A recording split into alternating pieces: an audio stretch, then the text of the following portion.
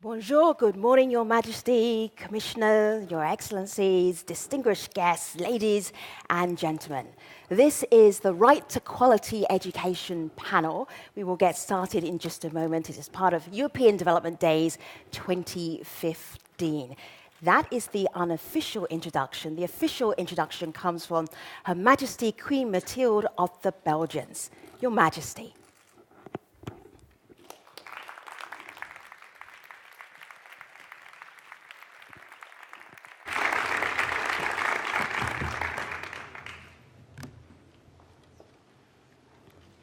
Monsieur le Commissaire, Messieurs les ministres, Excellences, Mesdames et Messieurs, une éducation de qualité est un catalyseur clé pour atteindre un développement durable. Une éducation de qualité apporte non seulement des solutions à plusieurs problèmes qui touchent directement l'individu, mais au sens plus large, elle contribue au développement d'une communauté ou même d'une société. C'est un droit de l'homme fondamental. C'est une force pour la dignité humaine. C'est un outil précieux pour créer la confiance en soi.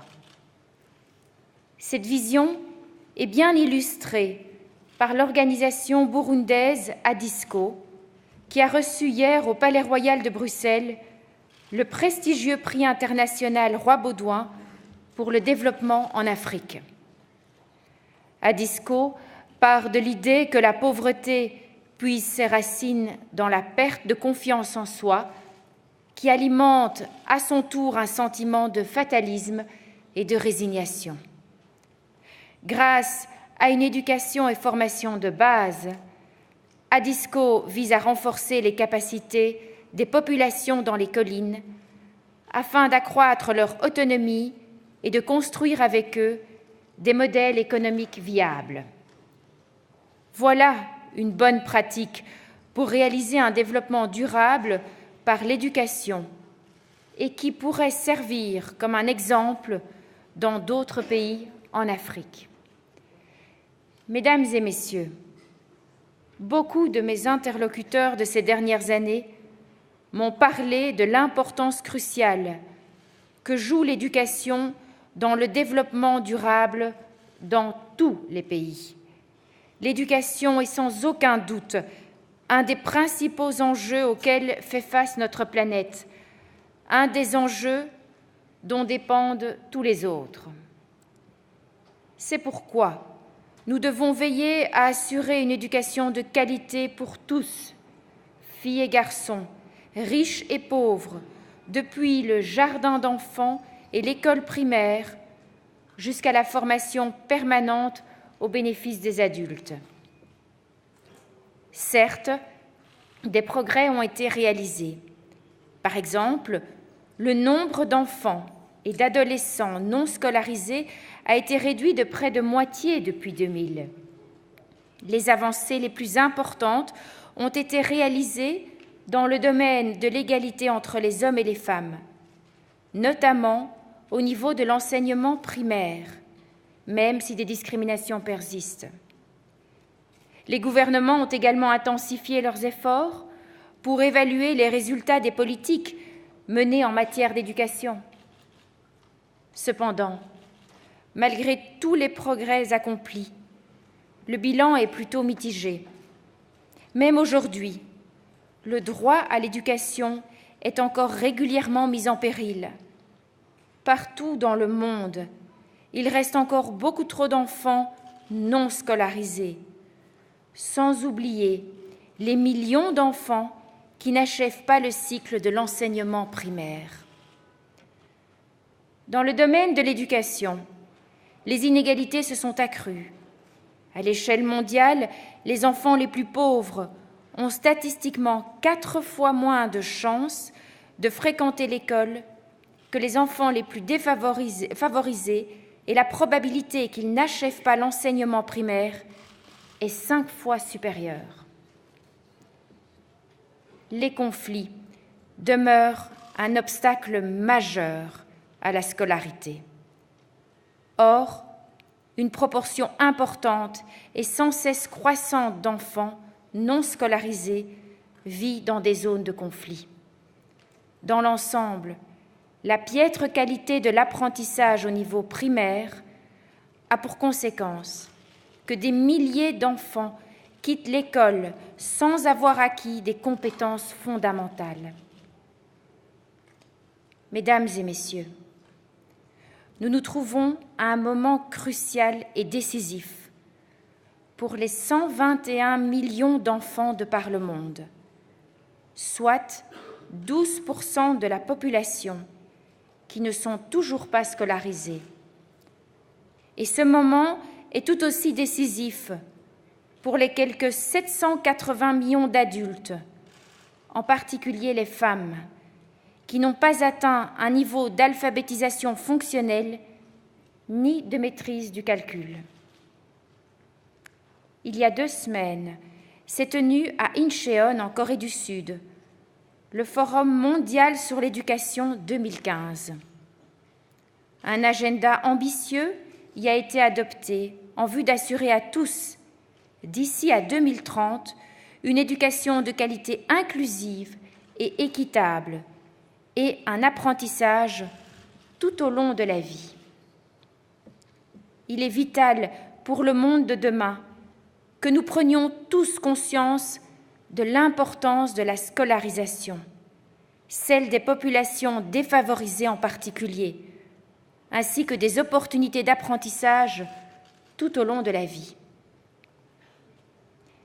Permettez-moi de vous livrer quelques réflexions à propos d'un premier objectif, celui d'assurer à chaque enfant l'accès à l'école primaire et un bon départ dans la vie.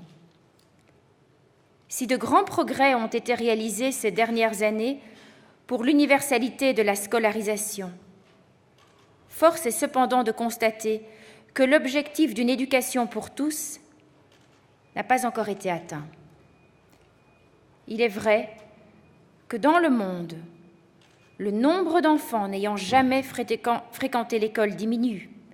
Les taux nets de scolarisation sont en progression constante partout, même dans les pays à forte croissance démographique, où la scolarisation universelle représente un défi considérable. Au Mozambique et au Burkina Faso, par exemple, pays dans lesquels la population d'âge scolaire a plus que doublé entre 1999 et 2012, les taux nets de scolarisation ont cependant augmenté de plus de 66% au cours de la même période. L'Inde a réduit sa population non scolarisée de plus de 90%. Les progrès en Afrique subsaharienne méritent d'être soulignés.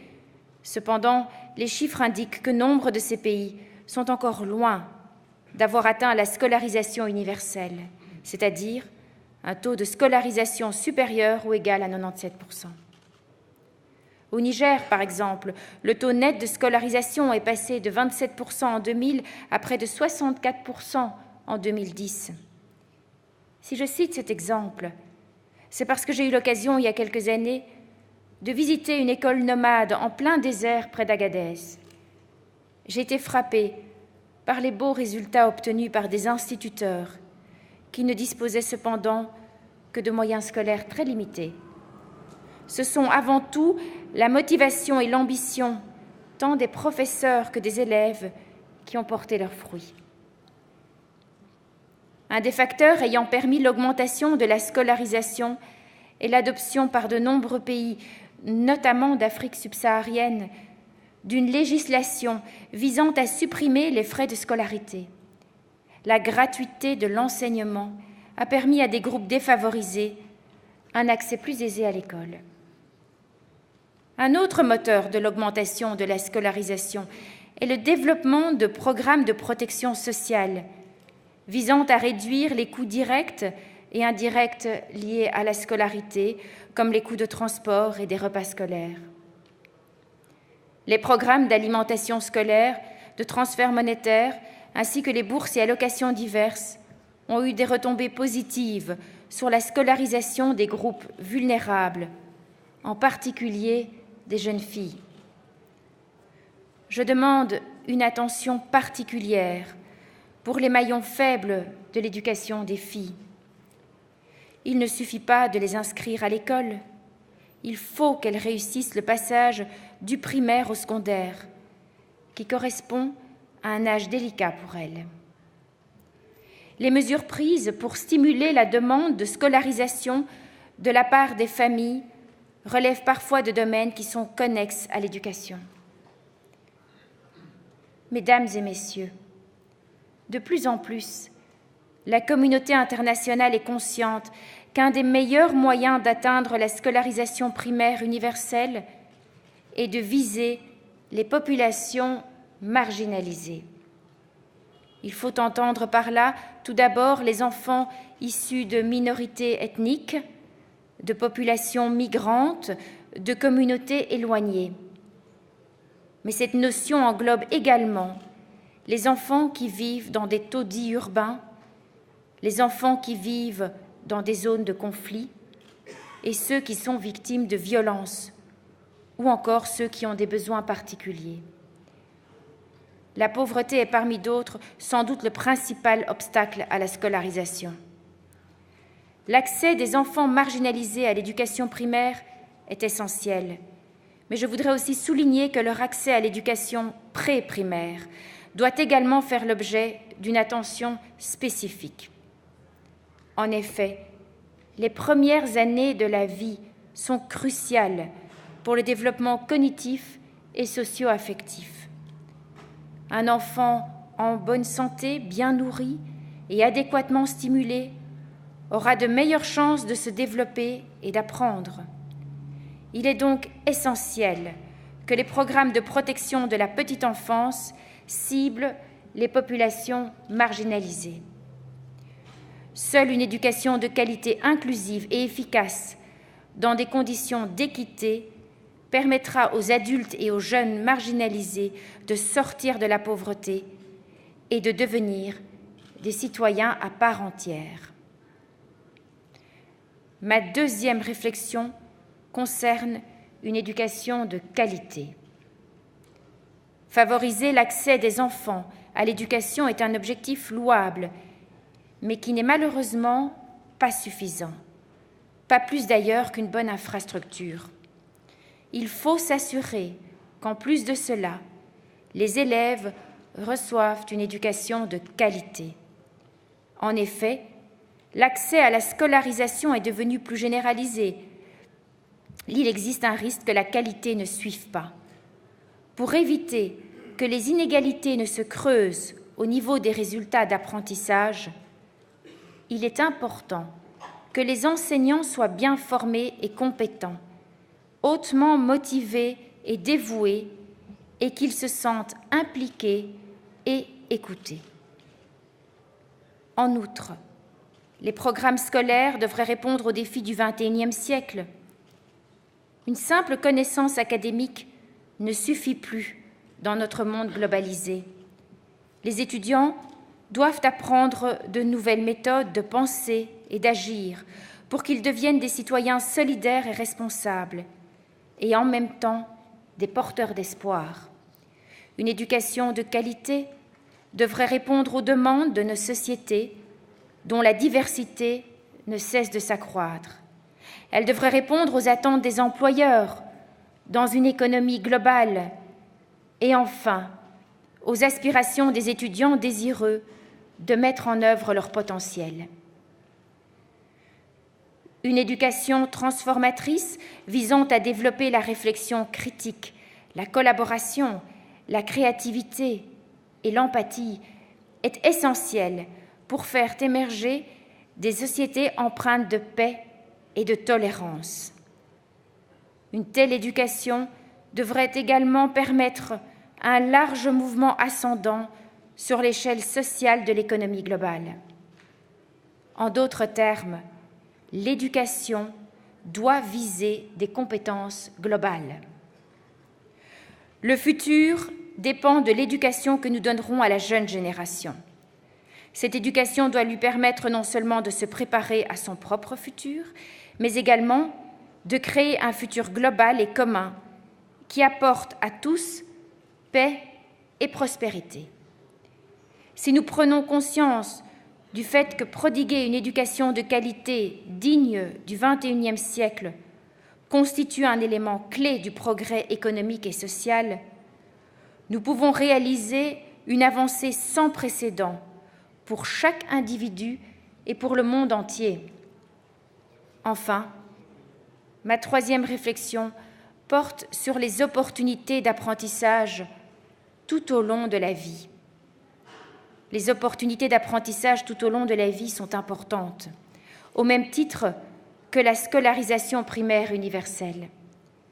Je songe à une formation technique et professionnelle, à l'utilisation des technologies de l'information et de la communication, compétences qui sont souvent acquises par l'éducation non formelle. Au fil des années, j'ai visité divers projets dans des zones rurales, en Afrique et en Asie. J'ai pu ainsi constater, par exemple, que la microfinance, qui est souvent basée sur une concertation et une bonne communication au sein de la communauté, aide les femmes à sortir de la pauvreté. En outre, l'utilisation de nouvelles technologies leur ouvre un monde qu'elles ne connaissaient pas auparavant. Grâce à une formation de base adéquate, ces femmes ont trouvé leur place sur le marché du travail et ont gagné le respect de leur communauté. Mesdames et messieurs, investir dans l'éducation exige un engagement concerté de plusieurs acteurs. Mais ce qui importe plus encore est la volonté d'un engagement déterminé qui peut mener à un nouvel élan du développement humain, social et économique. Il s'agit d'un engagement commun et fort en faveur de la paix, de la démocratie et de la prospérité économique équitablement répartie. Je félicite l'Union européenne pour son engagement et sa volonté de faire la différence en faveur du développement durable. Je vous remercie.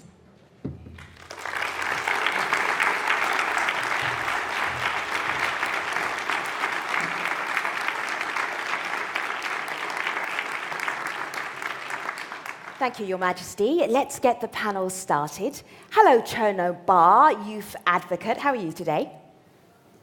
Fantastic, thank you very much. All right, so Chono is from the World at School Youth Advocacy Group for the Global Education First Initiative.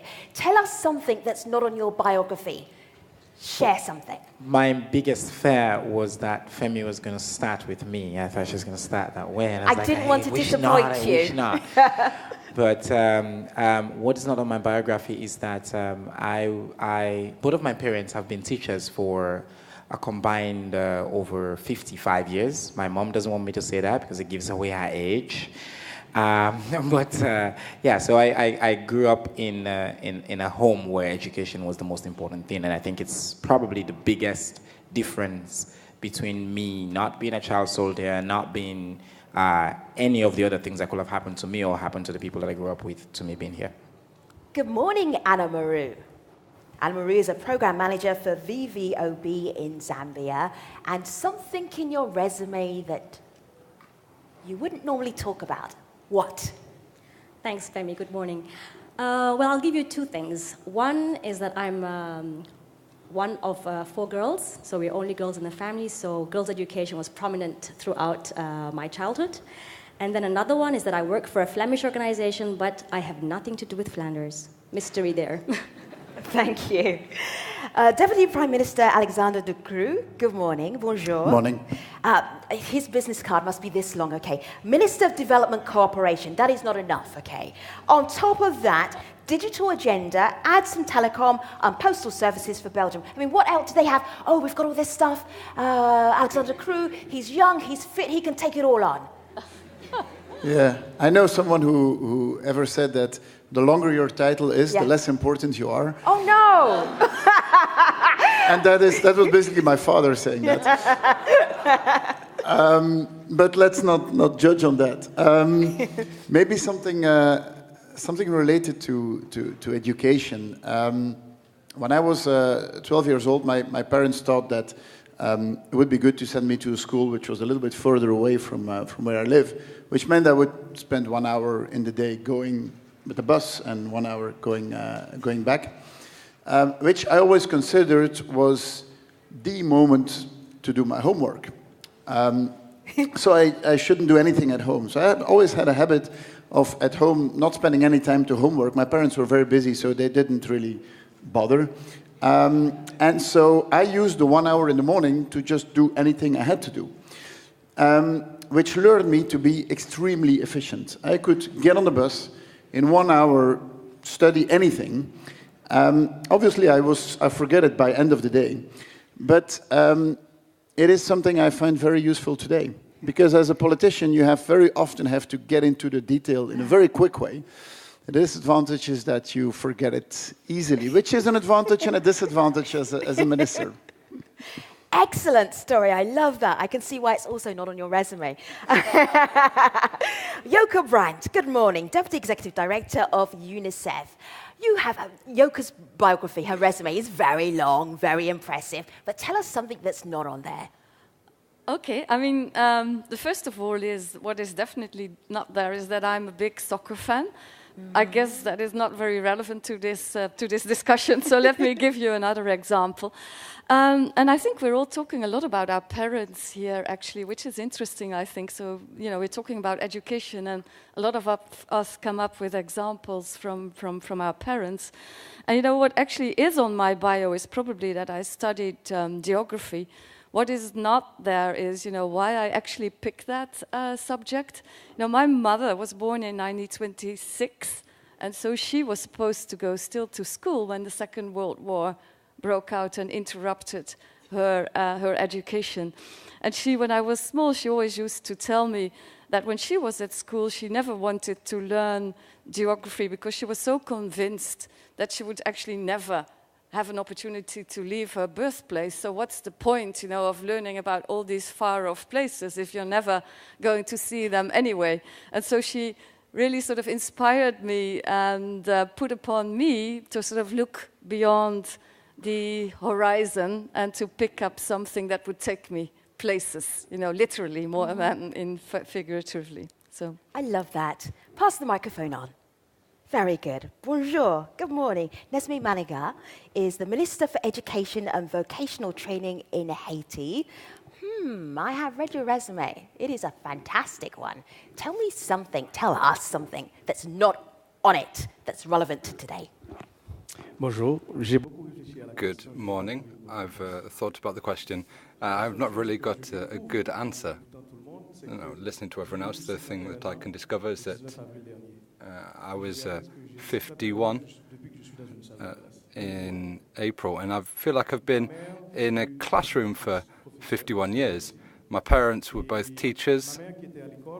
When my mother was at school, it was 5 kilometers away from where we lived, and she did obviously 5 kilometers to work every day. And she did it on a horse. And this is in a village 300 kilometers from Port-au-Prince. And at times she fell off a horse, and obviously I always had this strong idea from my mum of doing my homework and very understanding the importance of education. So I feel like I've never left education. I was a teacher at university, and now I am Minister of Education. See Alexander try to do his homework on a horse. That would have been difficult.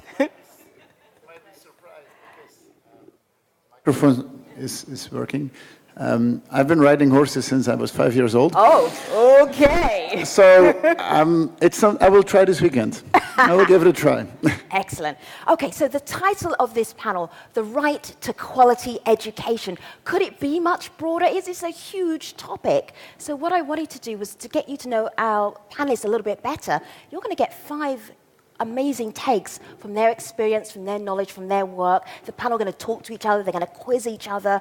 But I really was interested to see what connected them to this particular topic. If there was one story that you could share, Joka, what would be that story that connected you to this idea of not just education, but quality education?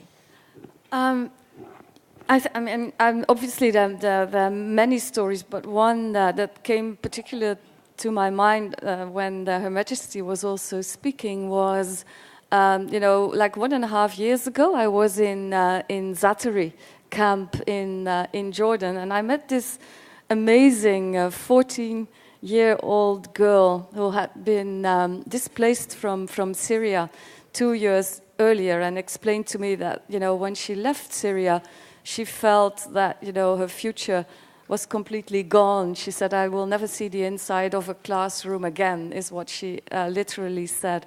Then she realized that there was actually a school, and so she registered, but she didn't sort of leave it at that. She sort of volunteered to become, an education ambassador almost, by trying to sort of persuade her sisters, her siblings to also go to school. And when I asked her why she thought that was so important, I was completely impressed, because she really pointed out, the 1, 2, 3. 1, because it's their right. 2, when you do have an education, especially for girls, you develop yourself, you will not get married young. And 3, when we need our education for when we go back to Syria. Where did you think she got this from? Did she go to a UNICEF conference? No, How did she know this stuff? But what I actually thought was, here's our next executive I director. know, I mean, really. Secretary General, I would aim higher. So that's amazing. Absolutely impressive. Wow. And I was really touched by that, because Yeah. I mean, also it shows that, young people that actually have this a power and impact to sort of persuade their peers to actually invest in their own education and invest in their future. And then if we see, how little money we actually spend on educating, especially those kids that are in conflict situations, I think we will need to really make sure that we give them what is their right and what is their hope for the future. And just for those of you who are not familiar with Zaatari refugee camp, it's in Jordan, and it's also the refugee camp where so many Syrians are actually now there. And it's go online, you'll find it on Twitter. It's actually got its own Twitter handle. It's got its soap opera, documentary. It's a remarkable place, but lots of Syrian refugees are in that camp. Let me go across to Cherno and see what from Cherno's past, present, future, where you connect those dots. Quality education, not just the right to education.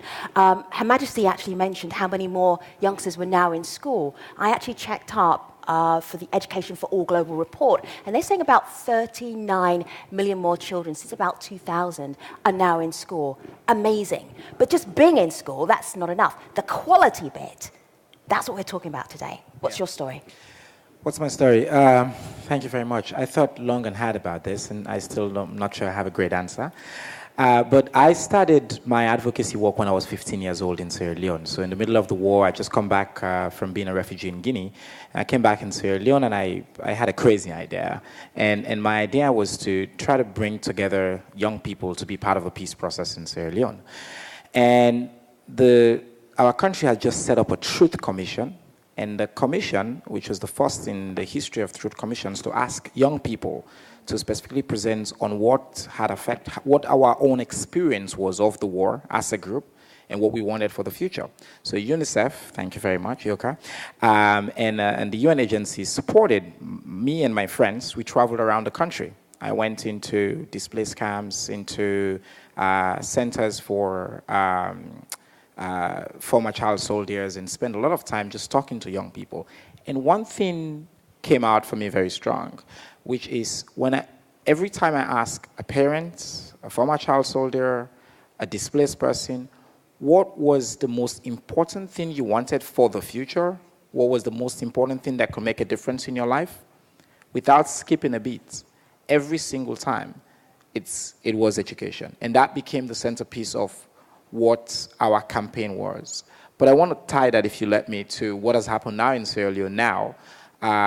I went back in November, in the middle of the Ebola crisis. We were having 100 cases a day, and I met this young girl as well. It kind of reminded me of that same process of going through and talking to people. And I met this girl. I went to do some work with how Ebola was affecting girls. And I talked to this girl who had just survived Ebola. She'd lost everybody in her family. And I asked her, what were you most afraid of? She had lost everybody in her family. And she said, I'm most afraid of, like that girl, not going back to school. And I said, why is that? Apparently, her mom had become infected because she was a nurse. And she said, I want to go back to school so I can learn better and I can contribute back to my society, and I can do what my mom wanted to do and she couldn't do very well, because apparently her mom was very resistant. Even in the beginning, she was a nurse, but she was very Christian. She didn't follow the science and all of that. And her motivation was that she wanted to continue to do what her mom wanted to. How old was she, Cheno? She was 15 years old. What do you think the prospect of her being able to do that is? Well, that for me is what drives me in this work. It's like education doesn't have a demand problem. It's got a supply problem. I've been to Haiti. I've been across the world. I worked with Mr. Adi here in Liberia. And I talked to a number of young people in these settings, particularly girls. The problem is for a girl like her, now she has to take care of her family. She's been forced to, essentially, the options that she have will be to either sell her body, transactional, to be able to gain access to education, or she finds herself in the poor schools where at the end of the day she's going to make a rational choice that it's not even worth it. Then she drops out. That for me is the disappointment in the numbers that we give and in the context of the discussion. Do you think she's going to make it? I mean, these are dreadful options. I hope so, and her individual story, as I said, is symptomatic of a bigger picture, yeah. And I try to follow up with her and all of that. But I think, apart from her as an individual, the problem is so many other girls. In Sierra Leone right now, you might know that we have so many girls who are pregnant because of Ebola, and the government, great idea. Slow down a minute. So many girls are pregnant because of Ebola? Did you just say that? Well, yes. How does Ebola make you pregnant? Because I missed that bit of science. During the Ebola outbreak, schools were closed, nothing was happening, economic activity, towns and communities were all shut down. So what happens? I can fill in the blanks here. She gets Nothing to do, scores out, what else are you going to do? Doesn't cost anything. Well, most, yeah, anyway. In our context, and right. In our context is we live in households that are oftentimes overcrowded, and when you have the male and the female, and a lot of the sexual activity happens with people who you're familiar with. It's the uncle who's got nothing to do then jumps on. So within that context, with all of the other pressures that were happening, the point I was going to make is that the government has said if you're pregnant, you're not welcome in school. Oh, okay. I have so many questions, but I don't have to be the only person asking them. Pick up your mic, jump right in, everybody, even if you're spoiling Chono's story, because there were so many good bits to ask him about in that story. Okay, Anna Maru, for you, your connection to quality education. Okay, I'll tell a story of my mom, actually. I was exposed quite early to what it meant to be educated and what it meant to not be educated. As within my family, my mother is the only one out of 13 siblings who managed to get her education, and quite by chance, actually. She was a very sickly baby, so she was left at the mission school, which is about 30 kilometers from where she was born. And basically, she started going to school when she was 5, so she just schooled at the mission school. And by the age of 16, she was able to not only fend for herself, pay her accommodation, pay her bills, but also to send money to her family and to her siblings. My other uncles, aunts, cousins, the rest of our family was not very lucky. They went to school, they went until a certain age, but the school experience probably wasn't very good, and also the issues he talked about, the minister talked about, walking to school for long distances, spending a lot of time, walking around, dangerous situations. My aunts got pregnant quite early, and my uncles got out of school by the age of 12. Anyway, just to say that out of 13, she was the only one who managed to finish her school and get quality education. The other ones like I said, dropped out, but also were trapped in poverty. And many of them are still in the village. I've lost count of how many cousins I have. What do you think was sad. special about your mum? Why did she make it? Because is she a template? Is there something about your mum No, that we could like, what's the favourite word in the developing world? How do we upscale that? Well, she went to a Jesuit school. Right. Jesuit schooling is one of the best in the world. It wasn't only academics, it was also life skills. And I think that's what's special about Jesuit education. It was a lot about empowerment. So the nuns actually empowered her. She has lots of stories, some painful ones, but about her schooling. They taught her what it meant to sew her own things. They taught her what it meant to do her own washing all the time, to help others. She was also doing income-generating activities. She tells us about a story about when she needed money to go home. She used to go once a year to her home. So she was able to sew for the other kids at quite an early age. She was doing other people's laundry, and all these things were encouraged by the nuns who told her, you're basically an orphan even though you have a family. You need to be able to fend for yourself, try to be business-oriented. And my mom eventually became business-oriented. Deputy Prime Minister, I can see you're thinking. When the Deputy Prime Minister is thinking, he does this. So I know there are thoughts going on here. Share some of them. Yeah. I was thinking, but I didn't know that I was doing the same thing all the time. You're very quick at this. No, what I think is an important element is to link education with dignity, but also with the fact that education can never be something that you outsource to the school. Education is something where the parents and the community plays a very important role in. And this is a topic that is universal. This is also the case here in Belgium. Schools in themselves can never do everything. It's one piece of the puzzle, but parents and community have to do something too. And there is a project that Belgian Cooperation is linked to it. It's called Dimitra. It's a project that is around what we call listening clubs. So it's basically in communities, you bring people together, and you have someone who's leading that club, and who have conversations. And they have conversations about broad topics, about agricultural techniques and prices, but also about how to educate children, but also about vocational training and so on. And we've seen that this is actually a very successful element. If you want kids to be successful at school and to be motivated at school, the parents play a very, very important role in that too. And very often in the very difficult regions, when we talked about quality and about access, I think on access, obviously, we've done great step forward. On quality, there is obviously a big, big issue. But even on access, and we will talk about quality later, I guess, but even on access, there is often problems with what you call marginalized group. Thanks. This is the first intervention of the group supporting each other. So we are getting there, actually. And if you want to reach those marginalized groups, you also need to reach the parents. And reaching those groups of parents is very hard in the classic top-down way. The real way to do it is on a community level. Now, what is special about this Dimitra project is that there is a technological part linked to it. It's using technology, and I really think, and we'll talk about this later, that bringing the internet, bringing information to really the very rural areas, I think today is the biggest development effort that is happening in the world today. You might say this is not bringing clean water. That's true, but it's one of the most important enablers that you have today. And actually, the interesting thing is that it is the low-tech part that has most impact. So today, it's SMS that has much more impact than the high-tech social media. Give us one example, because you're teasing us. Give us one example of what you mean by that. So what is linked with there is a radio programs about that. And in sub-Saharan Africa, radio is very, very important, because radio is kind of low-tech. It works even when you don't have electricity, because you have those radios that you just have to power with human power.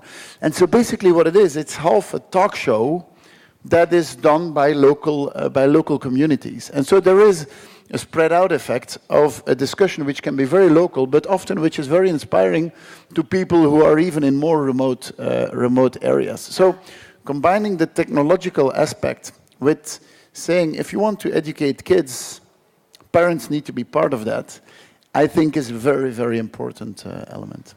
See, when you were talking about that, Yoko was nodding and Anna was nodding, and I knew they had stuff to say, and I've got to come to Nesmi as well. So, okay, Nesmi, do you want to go first? No, you have a thought, and then we'll come back to you, because I know you were just like, Deputy Prime Minister, you were talking, it was like, yes.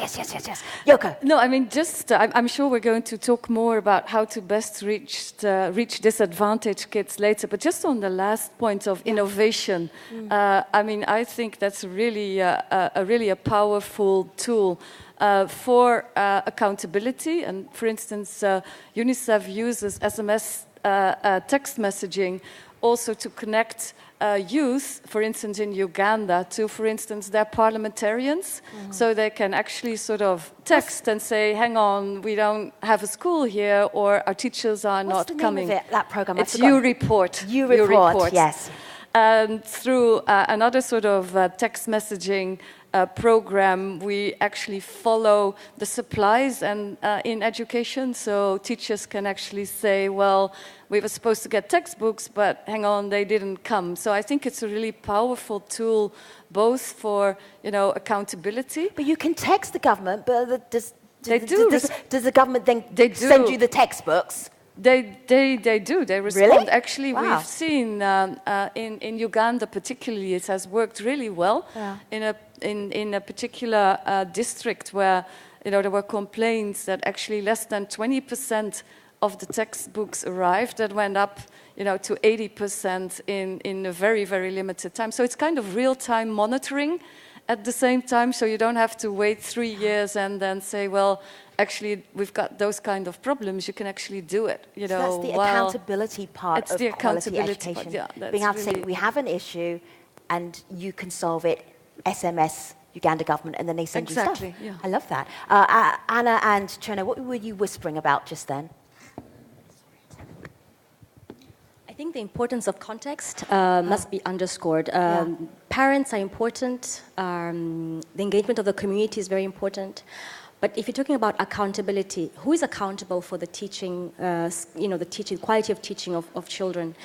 In countries like Zambia, for example, where I work, when I live, teachers are far away from the parents. There's not a lot of connection between the parents and the schools. What do you mean far away? Are they physically far away, or they just don't see the same eye to eye? They just don't connect. There's a bit of a disconnect between the parents. Parents are more involved in issues related to the building, the infrastructure of the school. So they do projects, for example, contributing money maybe in government schools, I'm talking about here primarily. They talk about projects that are related more to the infrastructural aspects of the school, so even issues related, to toilets and things like that.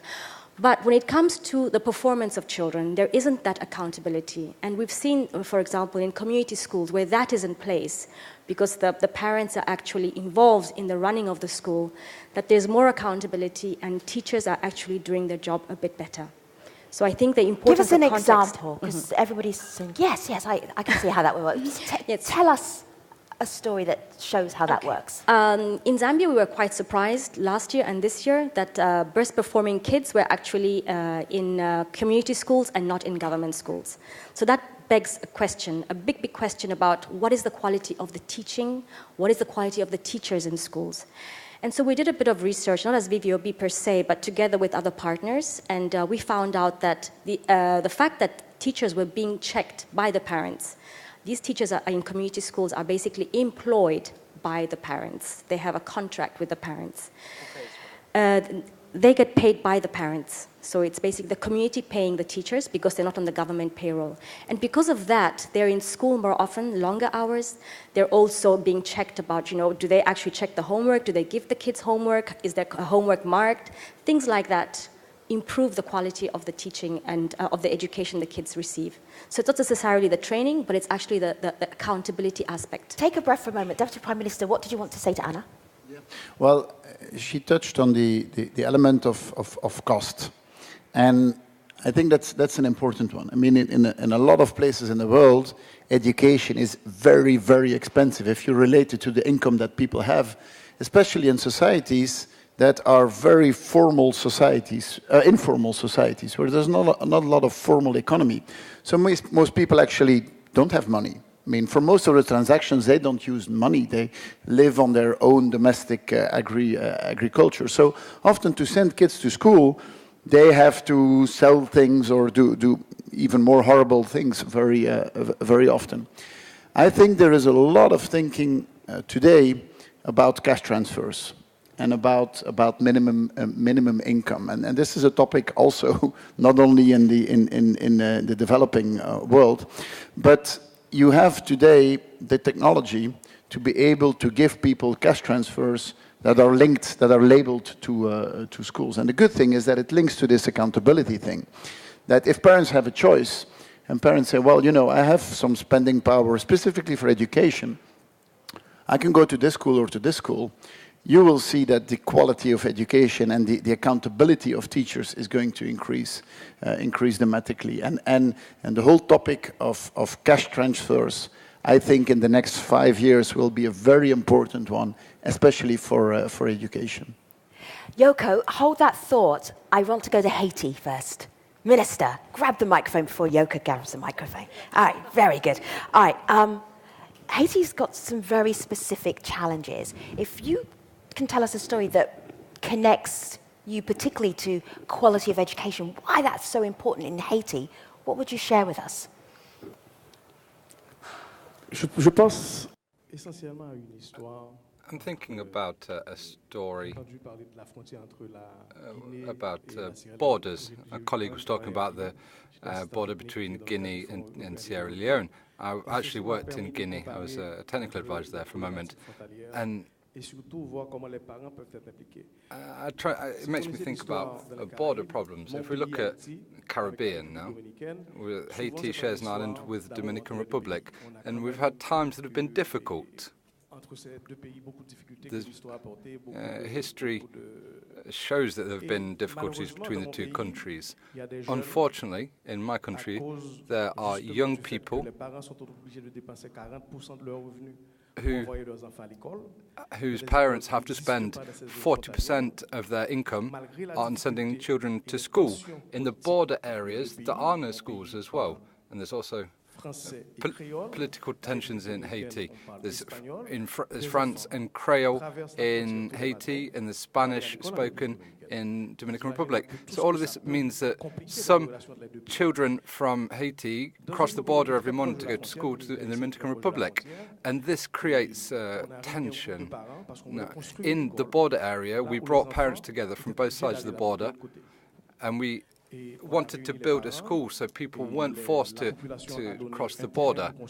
Now, the local communities provided the land, and we decided to build a school. And we asked the parents, we said, your son, your daughter is going to be able to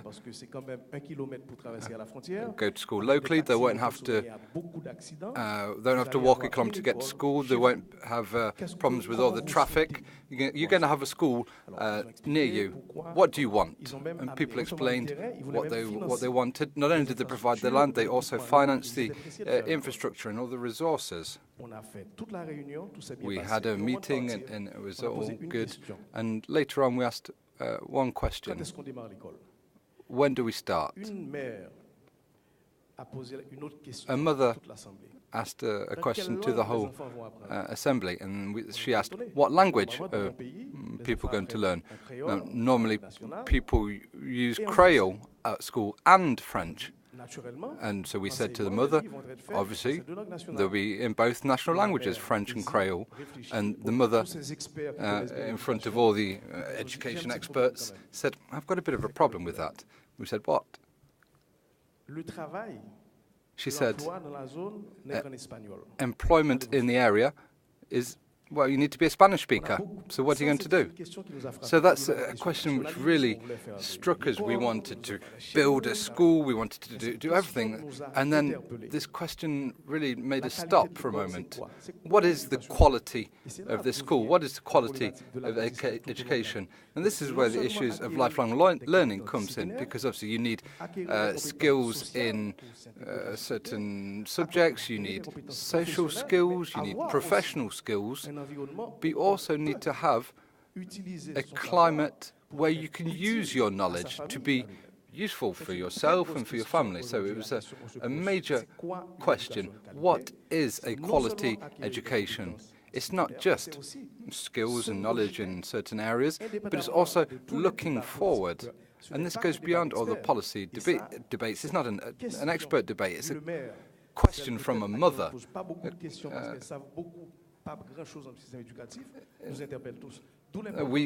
All the experts know the education systems, but it really showed us that we have to listen to children and families as well, much more than we do. We need to listen to the parents. Parents know what they want for their children. I think that's one of the vital issues here. Absolutely. Okay, Yoka. Yeah, I just wanted to pick up on the point of the cost of education, because I think it's important to realize that even, when there are no school fees, there's always costs related to education. So it's sometimes textbooks, it's uniforms, it's all these kind of things. And I think it's important, that governments also work at doing away with these hidden costs of education, something that has happened, for instance, in Rwanda, where they really sort of, purposefully tried to do away with these hidden costs. And the second point... And hidden costs, you mean what? Well, I mean, there's no school fees. So, theoretically education is free. Mm-hmm. But then, parents are expected to, for instance, buy the school uniforms, or there's small contributions towards the textbooks and all that. So you've really got to look into that and make sure that, education becomes available. So how do you get rid of those? Do you say you don't have to wear uniform anymore? Yeah, and you can do that, and you can help if you want to also meet these costs through, cash transfers and all that.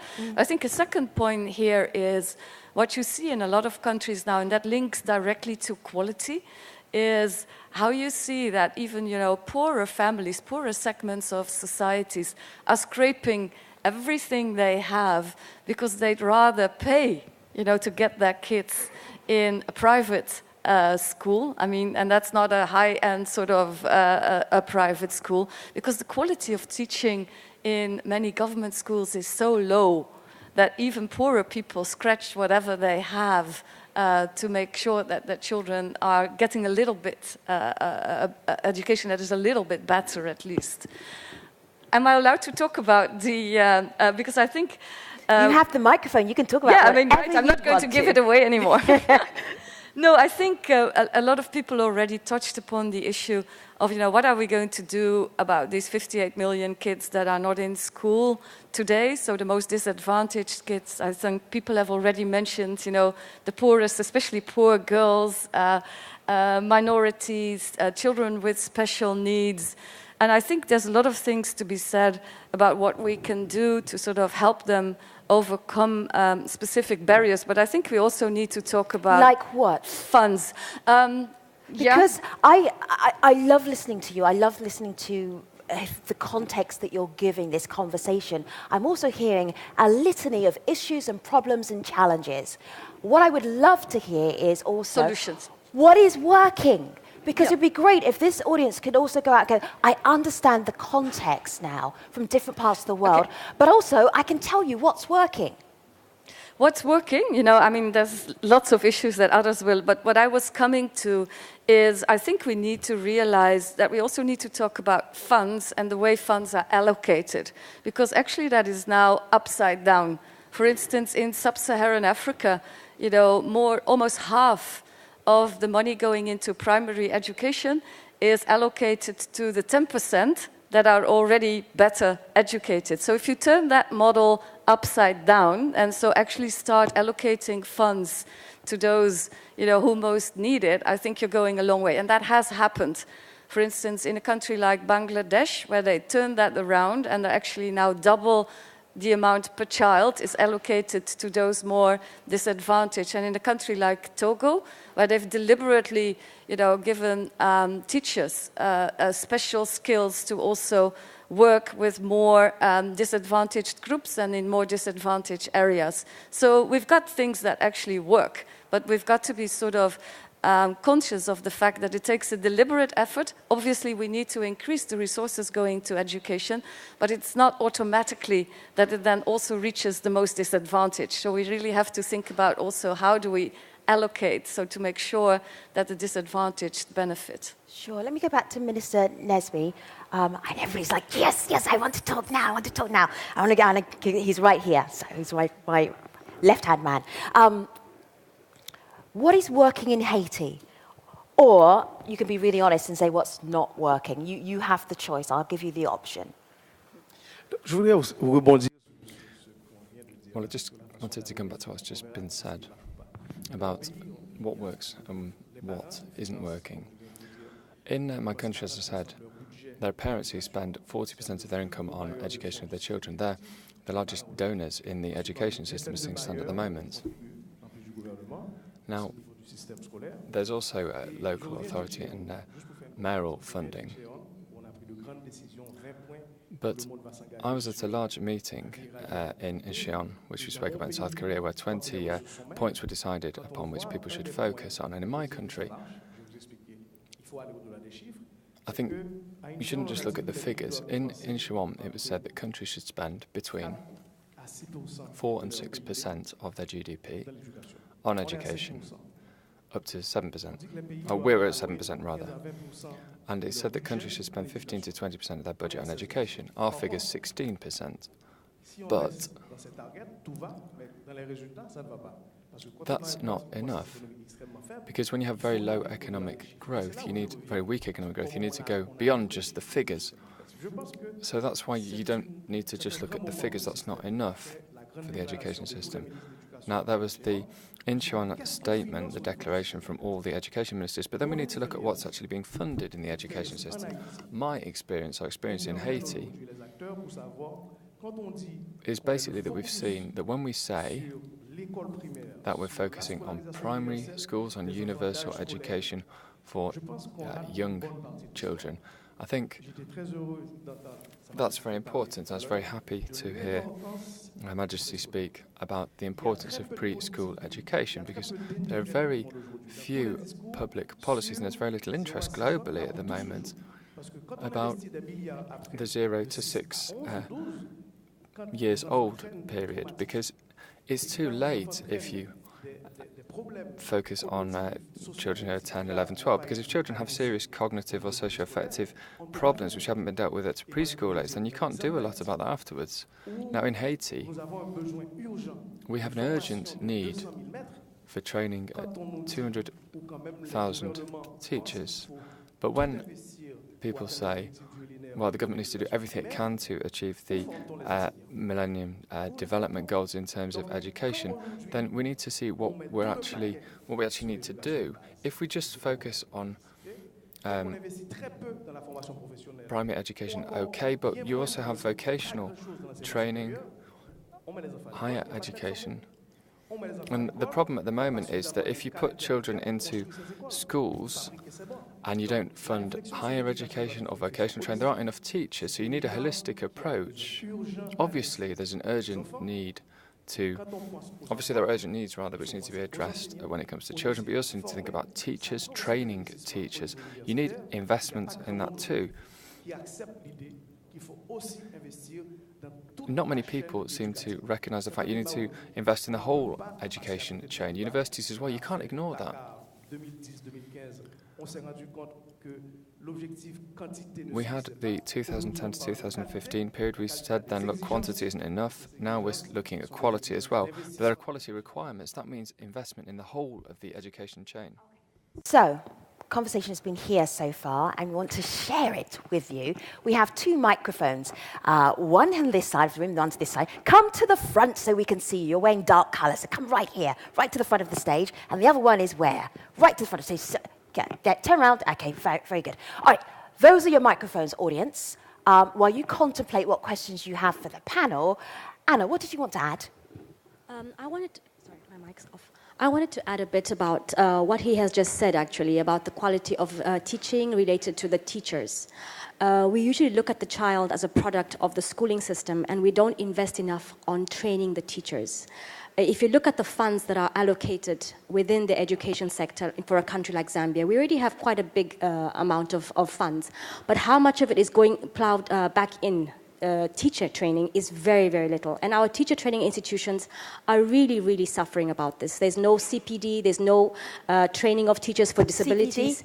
CPD? Sorry, continuing professional development. Of course, of course it is. How silly of me not to know that. So even when we look at issues of inclusive education, the teachers are just not prepared for these things. They're not able to deal with these things. So if we don't invest more into teacher education, we're not going to get there anytime soon. This is a reality we have to face.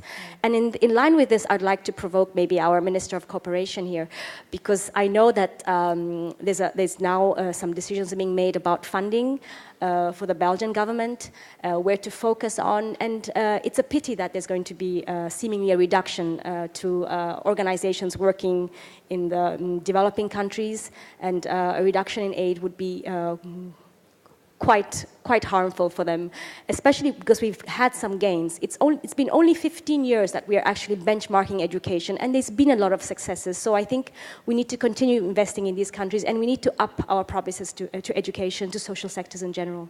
So, well, it relates to a remark that I wanted to make. So what we are doing in Belgian development is focusing much more on the least developed countries. And why are we doing that? Is that, first of all, we see that the needs are gigantic, and that the means going to the LDCs, to the least developed countries, are actually decreasing. Very strange. I mean, if you compare last year, ODA going to the least developed countries, minus 16%. This is dramatic. And so the question, I actually have a question for you is, if you look at the LDCs, 10% of kids never go to school, 60% of kids do not finish primary school. So that means that actually the time they spend at school is very limited.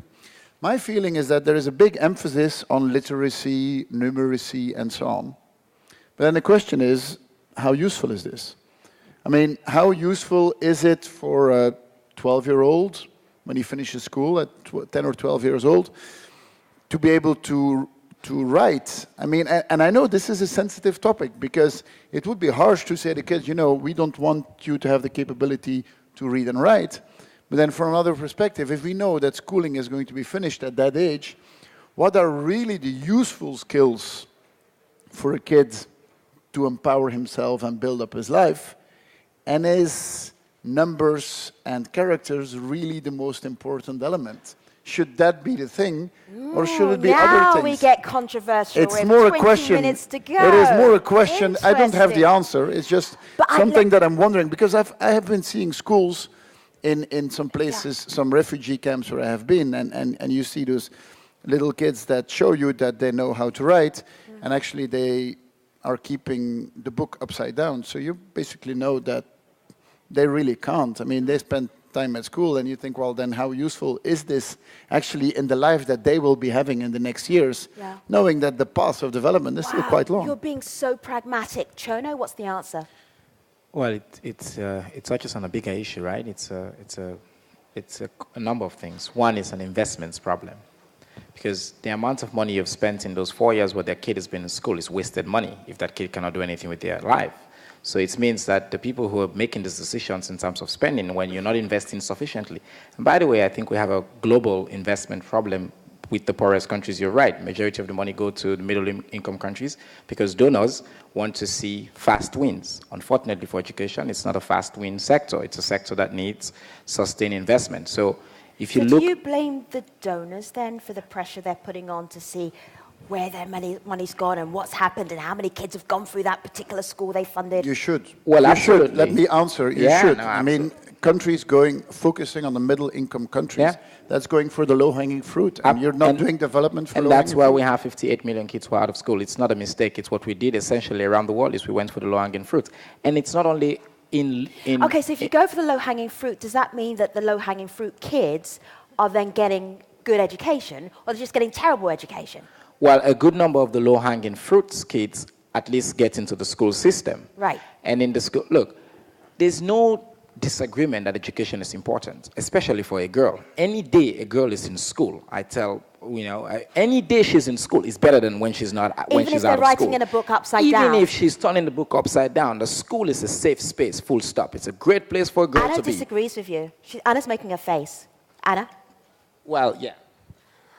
I think the school experience is very important. I mean, what are these kids going to school for? What are they learning? What is coming out of there? So the life skills that they get out of there are very relevant.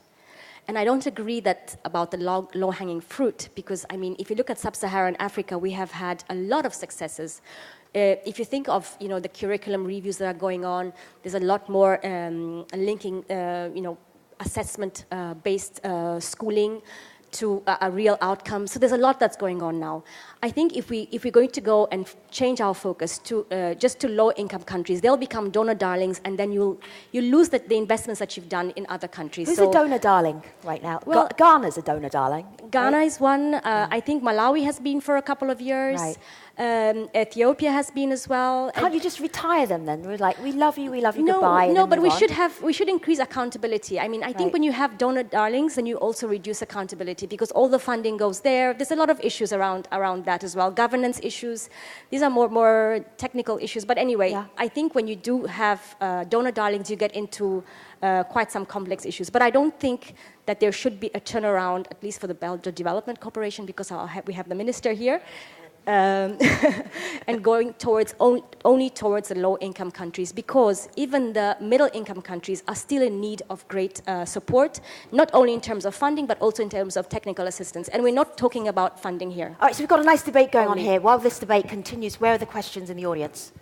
Let's get a microphone to the back. Where's one there, one there?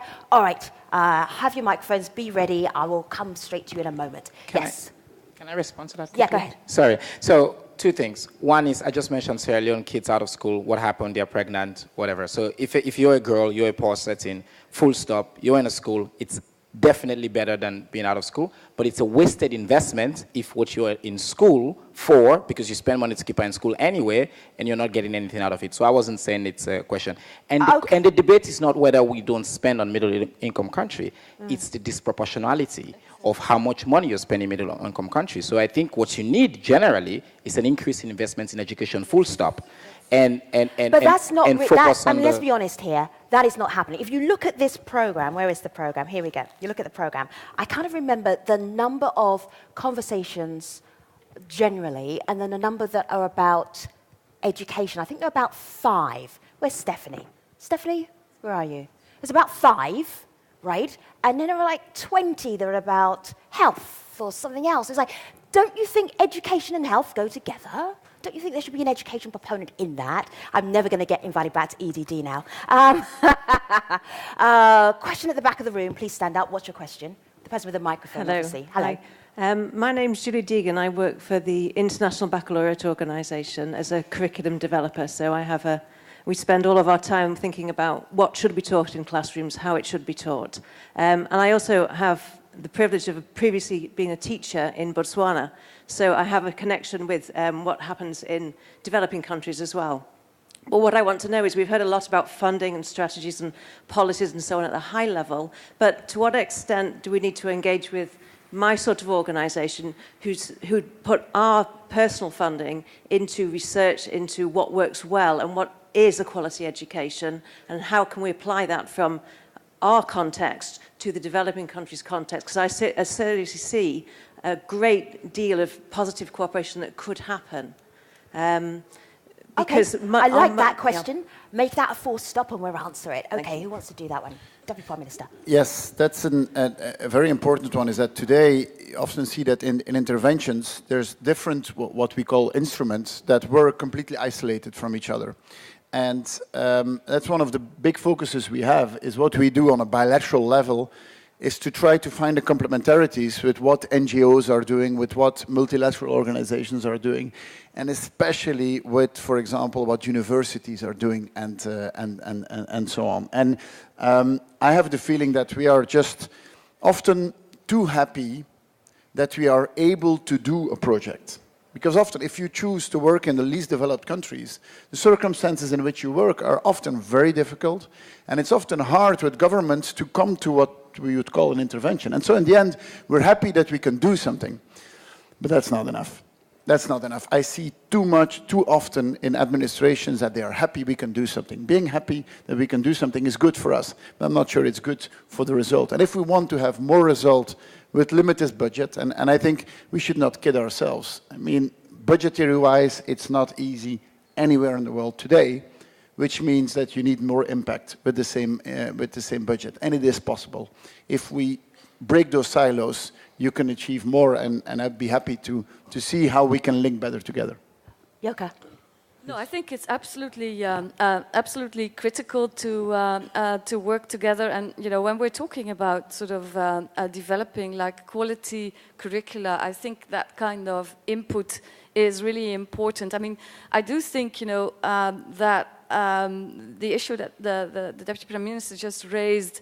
I mean, we need to have sort of basic skills for kids. Like now, there's 130 million kids that leave school and cannot even read and write. So, I mean, that's a starting point. But then to actually build a kind of a quality curriculum that sort of responds to the local, country-specific needs. Because, I mean, we can't all think it up in Brussels or New York or wherever. I mean, I think we need to sort of also look at the particular skill sets and competencies that are needed in the specific context, so that you're sure that what the kids actually learn is relevant to the context that they're getting into once they finish school.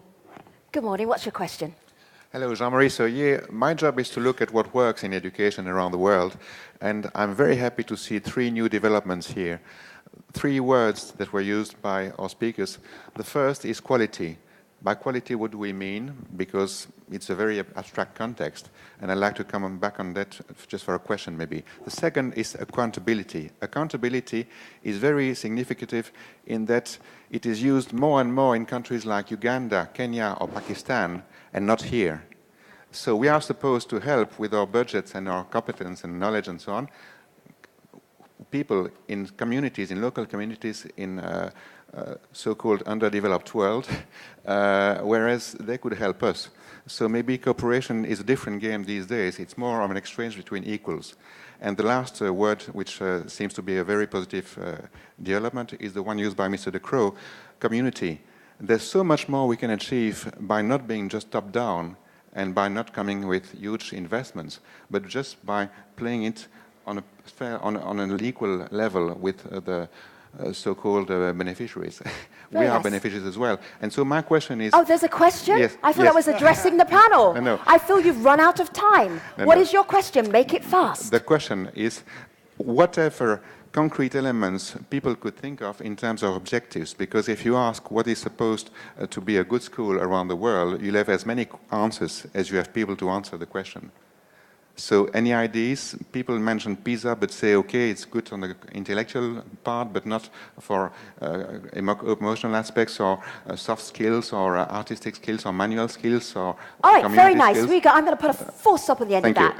Very thought-provoking. All right, just give me a sentence, each of the panelists here. One suggestion in terms of objectives that might be a good one that you want to throw into the mix. Chono. Look, I don't think it's a problem that you don't have a universal answer on what constitutes quality education. I think each community should have their own sense of what that is. But I think if there's got to be something, it's got to be your ability to read, write, and thrive in your community.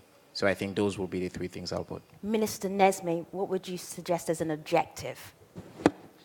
Well, I've never understood why we speak about quality education. For me, there can be no education without quality. I think the important thing is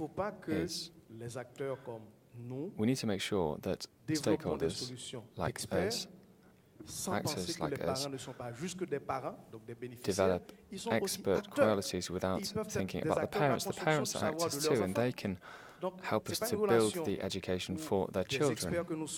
So it's not the case that you have experts and leaders and then they ask parents to act as parents. That's not the idea. I think schools need to put children and parents at the heart of the construction of their own know-how system. So that needs to be the way the schools think and invest. I don't have a specific practical response for this, but I would just say that as manager, as well as a system, I understand what's been said. Too often we want to measure progress in terms of what's being done in schools. Now, my mother was a teacher, so I'm in a good position to know that teachers working in schools have a thankless task. So you see that there's no investment unless people can show results, but you can't get tangible results in a year or even in 5 years through one specific project. You have to look at it in the very long term. You have to recognise it. You can't always measure things in figures. I don't have a specific response. It's a thankless task what they do, but the work needs to be done. It's obviously reading and writing, and I put it a little bit in a provocative way. I didn't say that to say that reading and writing is not important, but it cannot never be sufficient. I think it's also it's self-esteem. It's an attitude. I mean, often kids are growing up in very, very difficult circumstances, and their parents too. And so they grow up in a vision of the world where they are just not being able to control their lives themselves. And if school can bring that, the element that, you know, you can decide on your own destiny, you have the ability to do things and to decide it yourself, that's to thrive. I know that this is very abstract, and it's up to the teacher to know how to do that. But this is crucial. I mean, this is the element that Her Majesty the Queen also explained about the Adiska project in Burundi. It's about dignity. And how do you do that is you cannot write it in textbooks. You cannot put it in PISA criteria and in others. But it's a crucial element, I think. Yeah. Minister Nesmi, he doesn't have the microphone, but you said, how do you do that, right? But with a Haitian accent. Je pense que c'est ça, toutes les compétences sociales. Well, I think that's what you can't measure, these social skills. So children don't just learn how to read, write, count, calculate. They also learn how to think critically, to participate. There's a notion of being a citizen. Global competences, these are things which can't just be measured, can't be assessed on a sheet of paper. So it's not to do with having 1 out of 10 or 10 out of 10. I think we need a different way of looking at schools, seeing what their purpose is. Very often we're a long way from what schools should look like in 2015. Times have changed. It's not just a question of whether countries are underdeveloped or less developed. We need to look at actually what the purpose of schools is nowadays. What kind of skills the people should get. In my country, half the population is under 18. And they're not necessarily learning things which will help them in their careers in the future. How do you assess what's being learned at school? Because some careers which exist now won't exist in 2, 3, 4 years' time. So I think we need to massively invest in instruments and structures which will enable us to understand schools, to follow the context there, to keep an eye on the curricula, and that's something to be done in the universities. Now, when I was Minister for Education, my biggest concern often was a lack of data to assess progress which has been made in different areas. I mean, you can spend millions, but if you don't have reliable basic indicators, then it's very frustrating. So when I was Minister for Education, it was really difficult knowing that we'd have to invest, but then we didn't have basic data to enable us to do our calculations first. What objective would you add to get to quality education? So I just want to get an objective from Joka, one from Anna, then we're going to move on. Joka? I just want to build on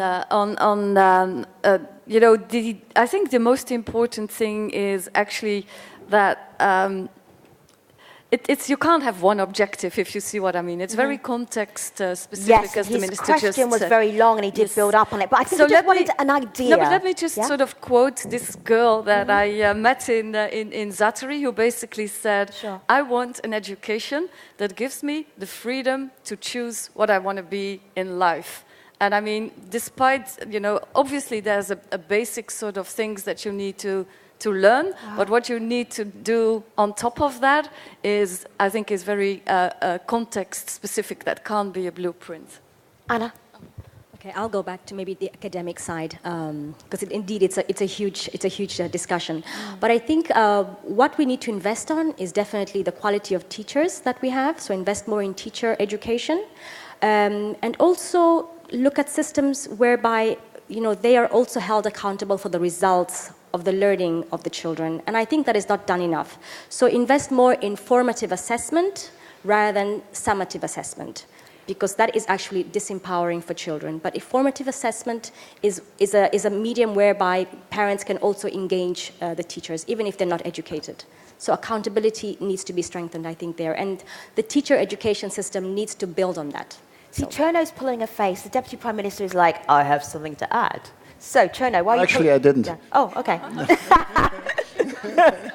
You're losing your skill. My powers of telepathy are waning with 3 minutes to go. Okay, it's good. I think I'll last to the end of the session. Chono, go ahead. No, I mean, I don't disagree on the focus on teachers, but I am wary of a system that focuses too much on holding teachers to account. And because we've seen that now, for example, in the US, it's become a system, and I live in New York, it's become a system where it's all about holding the teachers to account, and I see the kind of burden it's placing on the school system, and it's sometimes cannot be very productive. And I think, again, if you think more about the poorest and the most marginalized, then you will think that it's not only investment in teachers is not only about teacher training. It's also, for example, as I said, it's about getting female teachers into the classroom. It's about making sure that the teachers who are available can be in the poorest areas, because that's a big gap in countries like Liberia and Sierra Leone. If you're a poor girl in a village, forget it. You don't have the good teachers. They're all in the cities. So I think it's creating that kind of system, an incentive system, that you also need to attract the good teachers in the classroom. I wasn't disagreeing. I was saying there's a little bit more context. Last question is at the back of the room. Yeah. Muhammad Yassin, University of Udine in Italy. You mentioned, Her Majesty and the others mentioned about the issue of the refugees in the camps. I'm mentioning specific camps which are located in South Sudan. These are Yeda refugees camp, Maban refugees camp, where the refugees are stemming from Nuba Mountains in Sudan, and Darfur, and the Blue Nile. So these children who are there, thousands of them are losing their dignity and their future. They are lacking all teachers. There is no teacher there, no schools, no schooling material. So concretely, what are you going to do with me to help these people to regain their dignity and think about their future concretely? I'm here available. Yeah. Wow, that's a very challenging question. Chono, you've seen situations like that, crisis situations. What can you say that might help? What do you know that helps? I'm actually kind of familiar with that setting, because I've been working with groups who are based there, and particularly the camp that you mentioned. I was a refugee myself. I know the worst thing you can lose when you're a refugee is hope, and education gives hope. I'm very aware of that.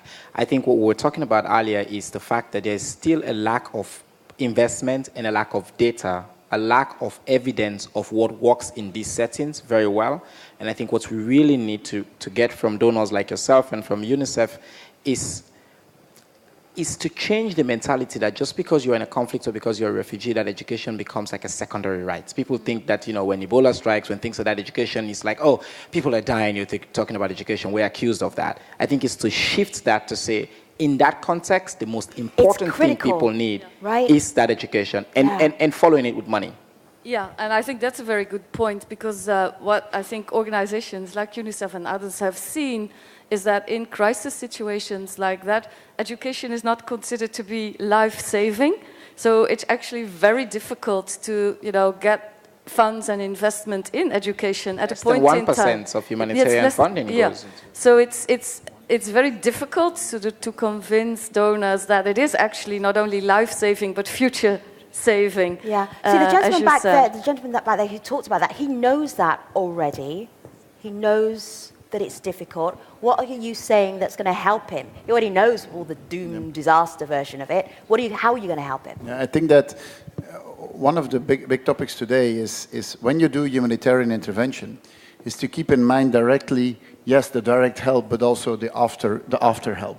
And that's a big topic in the whole Ebola discussion today, but obviously also in the cases in Sudan that you mentioned, is that yes, people need help to survive today, but in doing that, you also already need to think about, well, but what's the transition?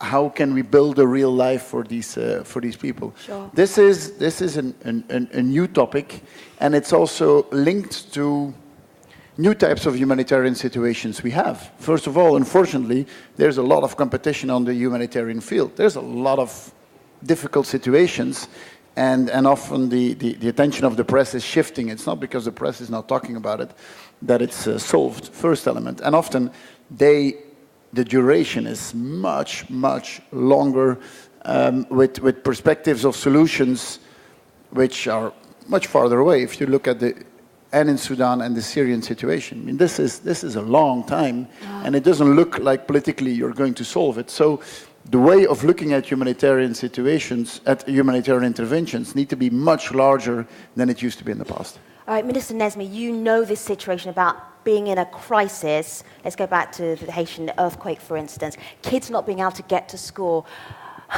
Our panelists are unpacking the problem here. How do you help the kids there who are sitting there in South Sudan in displaced people's camps? What can you say that will help them? Je n'ai pas la réponse exacte, mais I l'expérience don't de have a mon pays specific a answer prouvé for you, but the experience of my country has shown les us that professionnels de l'humanitaire ou la façon de faire de professionals from the l'humanitaire humanitarian aussi, aid souvent la world and frontière est trop, entre le have développement et l'humanitaire, je solutions. pense qu'il faut qu'on revoie un peu We ceci. need to Mon expérience, review the des relationship millions ont between été humanitarian work pour and development work. l'urgence en Haïti. Millions have On a been eu provided 50% de nos écoles détruites. for reconstruction. We had 50% On of n'a pas our pu schools faire avec les fonds rebuilt. levés, on n'a pas pu With- reconstruire des écoles. We haven't been On a able pu to rebuild all of construire our des abris schools pour que des enfants rentrent with à the l'école, money parce which que has c'est been l'urgence. donated. We've built Parce shelters que because ce that sont was des the fonds first qui ont été requirement, that's levés. the Dans le urgent. cadre de l'urgence, on ne peut pas faire du développement. Ça veut dire quoi? Que When concrètement, there is an quand on a emergency, you fini can't have development. de remettre les When- enfants dans le cadre de l'urgence, de faire des abris When we've provisoires, ces fonds built ne temporary peuvent pas shelters servir for pour them, construire, parce obviously que c'est pas- there's c'est not pas des enough fonds de funds développement, left ce sont des fonds d'urgence. Voilà for ce development, genre de and logique. money faut can also be qu'aujourd'hui, il faut que earmarked les to a certain parce area. que là So encore, even if there's dans money la left, it can't be post-urgence, used for dans le building cas schools, for d'Haïti, on a example, 20 because bailleurs contribués au niveau du système the éducatif. system doesn't Et work ces 20 properly. bailleurs, No, dans beaucoup de cas, ont donors leur propre procédure, have leur their propre own calcul, procedures, leurs propres agendas, leurs they propres have own indicateurs de agendas, they have mesure own des résultats indicators dans for une école. measuring Et je peux bien vous dire, un dernier exemple. impacts in schools. Je pense que la réponse And give you an doit être en example, I amont. think we need to Spécifiquement, look at parce que the dans issues une même école, beforehand. un bailleur One donor gère with des a enfants particular d'urgence, school et dans may la have même salle de funds classe, for il y a des enfants emergency, qui appartiennent à un autre projet. Ça veut and dire then quoi? within Il y a des enfants one school, dans within la one salle de classroom, classe some peuvent children are avoir funded by one les repas program and chauds, some are funded parce by que ce another sont des program. enfants So déplacés. half may Dans have une salle de classe, il y a 30 enfants hot déplacés. meals, Ces enfants and peuvent recevoir les fonds others qui may not, correspondent à because ce some are programme, et les considered autres to be displaced under one Ils sont pas particular des enfants program, déplacés. Ils sont and pas dans cette some situation. aren't Et considered to be Voilà displaced. autant de choses qu'il faut qu'on revoie globalement pour que ce soit pas une réponse incongruities ciblée in the particulière à system. une We need catégorie. C'est la façon dont on voit le développement. It's et je pense how qu'on we est là see development aujourd'hui that we need to pour parler de l'agenda change de if we want to développement. talk about Ce sont des the sujets qu'il faut qu'on revoie. development agenda. These are things we need to look at. All right, so time flies when you're having a stimulating conversation. Let me just remind you, you are to sit in your seats until I tell you otherwise, okay? Just so you don't forget. All right, on the programme for European Development Days, it says, we share, we did. We debate, we did. We solve, that's up to what you do when you leave this room. Your Majesty, ladies and gentlemen, your panel.